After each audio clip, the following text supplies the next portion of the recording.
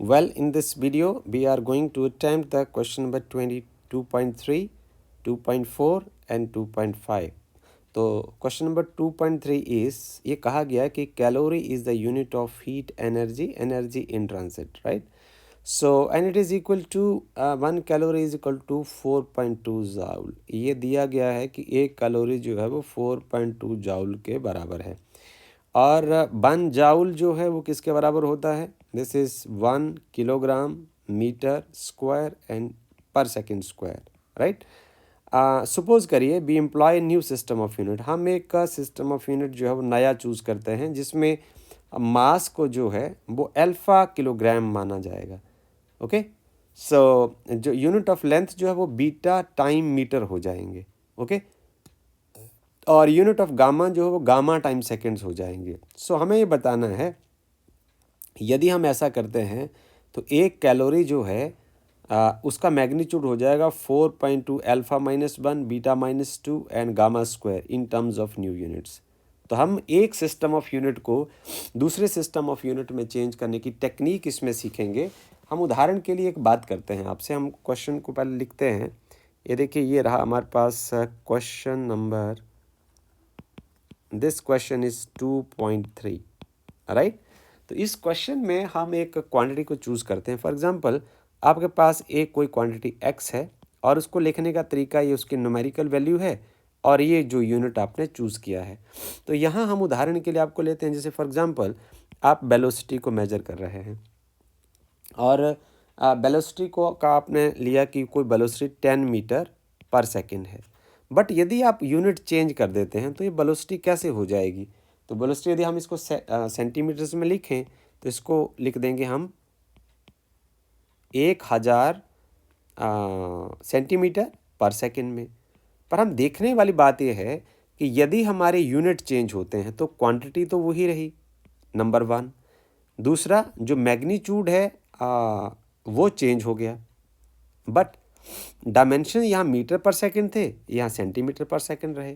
तो यूनिट्स और dimensional formula का जो अमाउंट है वो चेंज नहीं हुआ, वो वैसे का वैसा ही रहा।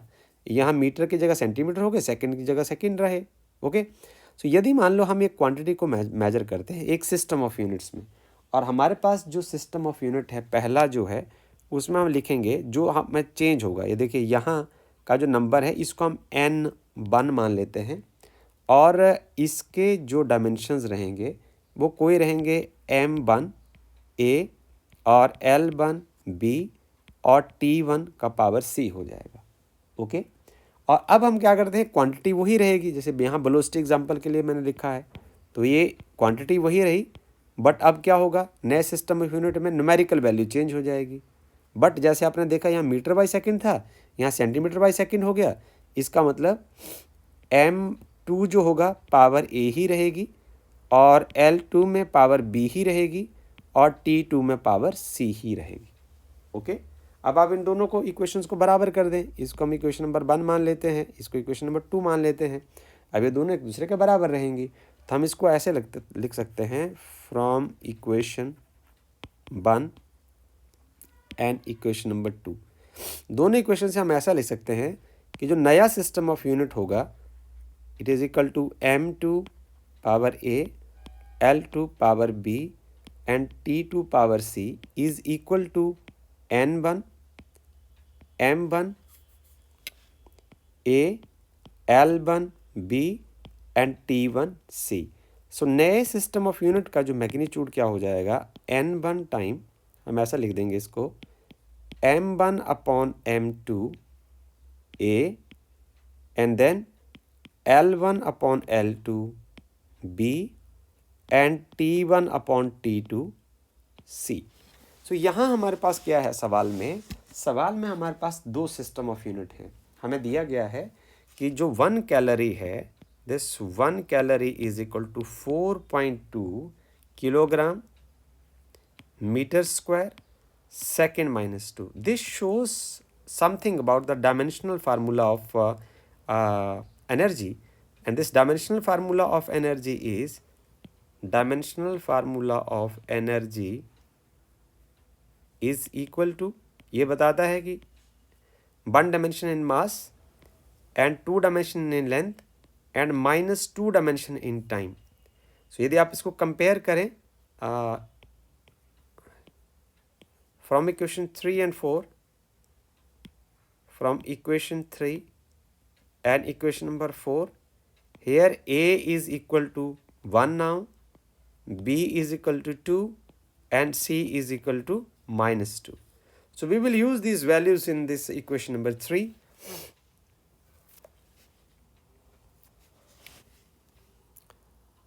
Now using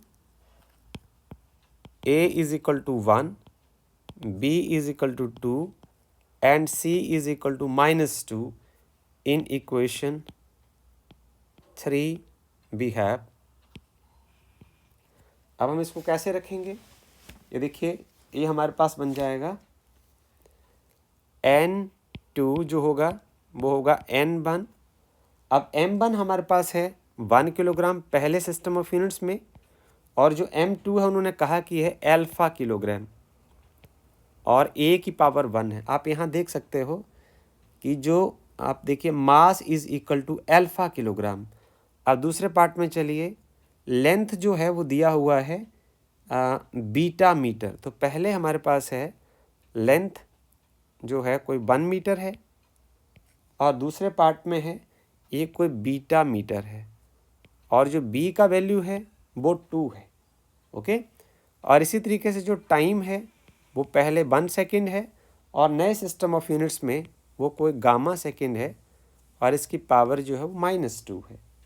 so now if you will solve this, kilogram से किलोग्राम कैंसिल, मीटर से मीटर कैंसिल, सेकेंड से सेकेंड कैंसिल, और जो N1 का वैल्यू है ये हमें दिया हुआ है, दिस इज़ 4.2. सो N2 क्या हो जाएगा?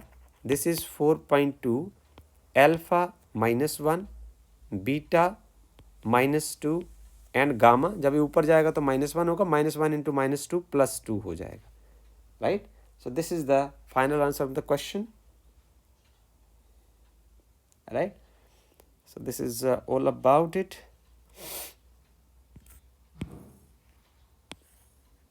अब हम चलते हैं अगले क्वेश्चन की ओर. So the next question is, इसमें ये कहा गया है कि आप ऐसा करिए, जो क्वेश्चन नंबर 2.4 है इसमें कहा गया है कि एक्सप्लेन दिस स्टेटमेंट क्लियरली. आप एक स्टेटमेंट को क्लियरली एक्सप्लेन करिए कि to call the dimensional quantity large और स्मॉल, एक कोई क्वांटिटी बड़ी है या छोटी है, ये एक मीनिंगलेस स्टेटमेंट है. कब तक?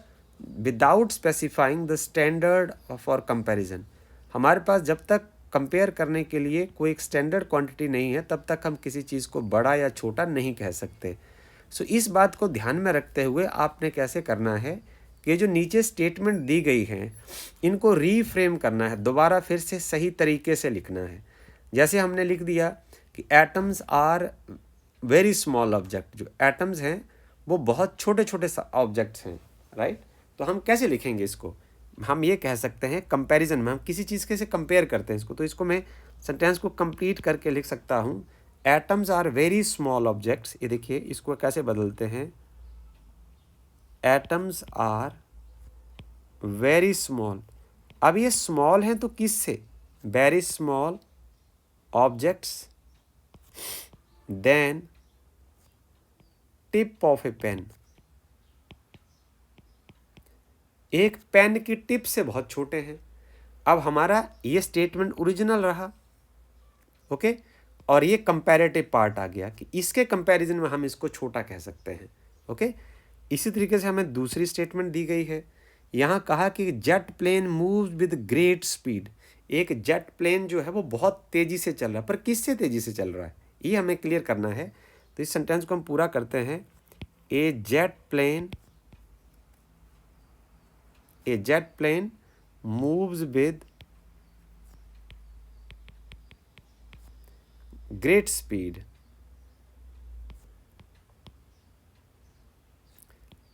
than a super fast train. एक सुपर फास्ट ट्रेन से ज़्यादा स्पीड से चल रहा है आपका जेट प्लेन. तो ये रहा आपका ओरिजिनल सेंटेंस और ये रहा स्टैंडर्ड जिसके साथ कंपेयर करके हम कह सकते हैं कि हमारा जेट प्लेन जो है वो बहुत तेज़ी से मूव कर रहा है। अगला सवाल है, mass of the Jupiter is very large. The mass of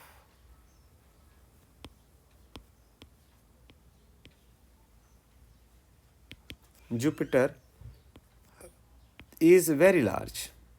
Jupiter का मास बहुत ज़्यादा है, पर इसका मतलब ये थोड़ा ना कि दुनिया में हर चीज़ से जुपिटर का मास ज़्यादा ही है। हम ऐसा कंपैरिजन में लिखते हैं देन किससे, mass of earth, mass of earth, अर्थ के मास से बहुत ज़्यादा है जुपिटर का मास।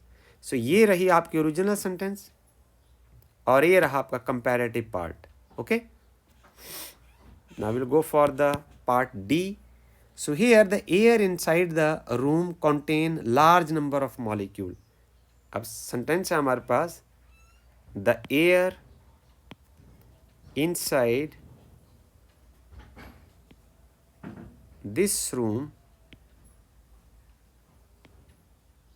contain large number of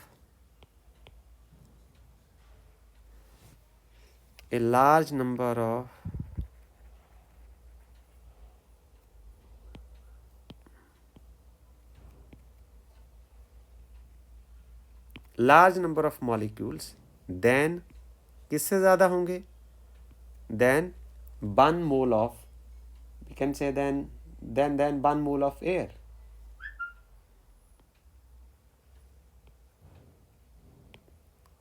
of air, उससे ज़्यादा हो जाएंगे।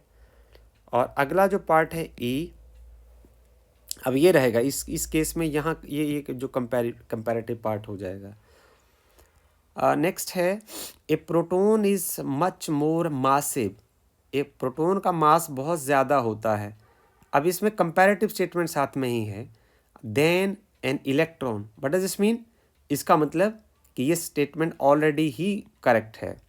और अगला सेंटेंस है, the speed of sound is much smaller than speed of light. So this sentence is also correct. So यहाँ हम लिख लेंगे ऑलरेडी करेक्ट। ये जो सेंटेंस है वो ऑलरेडी करेक्ट है। और ई के बाद जो एफ है, ये सेंटेंस भी ऑलरेडी करेक्ट है। This sentence is also already correct, right? So now we will shift our discussions to another question number 2.5. okay, इसमें कहा गया है कि आपको एक new unit of length device करना है। आपको एक नया लेंथ का यूनिट जो है वो उसको बनाना है। Is chosen such that speed of light जो है in vacuum is unity. Light की जो स्पीड वैक्यूम में है उसको आपने 1 यूनिट मान लेना है नए यूनिट के हिसाब से। Then it is asked from you, then what is the distance between the sun and earth. आपको निकालना है कि सन और अर्थ के बीच में क्या डिस्टेंस है in terms of new unit. जो आप नया यूनिट बनाएंगे उसके हिसाब से आपने बताना है कि सन और अर्थ के बीच में कितना डिस्टेंस है। If it takes 8 minute and 20 second to cover this distance, right? So सबसे पहले हम लिखते हैं question number 2.5, the speed of light in vacuum. Light की स्पीड जो वैक्यूम में रहेगी वो होगी 3 क्रॉस 10⁸ मीटर 1 सेकेंड में। यदि लाइट 1 सेकेंड के लिए चले then it covers 3 cross 10⁸ metre. Okay, आपके पास जो टाइम इंटरवल है कितनी देर के लिए चलेगी,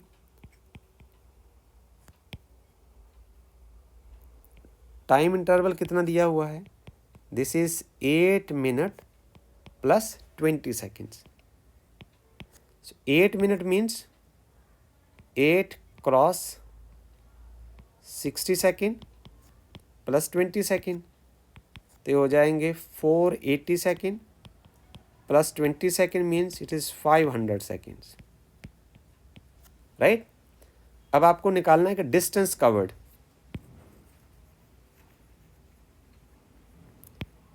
distance covered between sun and earth. Earth और सन के बीच में जो डिस्टेंस है वो कितना आएगा, d is equal to speed into time. So this speed is equal to 3 cross 10 to the power 8 metre पर सेकेंड और टाइम इंटरवल है 500 सेकेंड. सेकेंड से सेकेंड कैंसिल हो जाएगा और ये आपके पास आ जाएगा 500 cross 3 cross 10 to the power 8 metre. अब ये कहा गया है कि आपका जो नया यूनिट होगा उसके अकॉर्डिंग जो है वो स्पीड जो है वो 1 हो जानी चाहिए. जो speed of light in vacuum जो है वो 1 यूनिट बन जानी चाहिए. Then this part 3 cross 10 to the power 8 it is equal 1 unit. Okay, so you will find that this will become, ये मीटर भी साथ में चला जाएगा, and this is equal to 500 unit. So this is the final answer of the question. Thank you.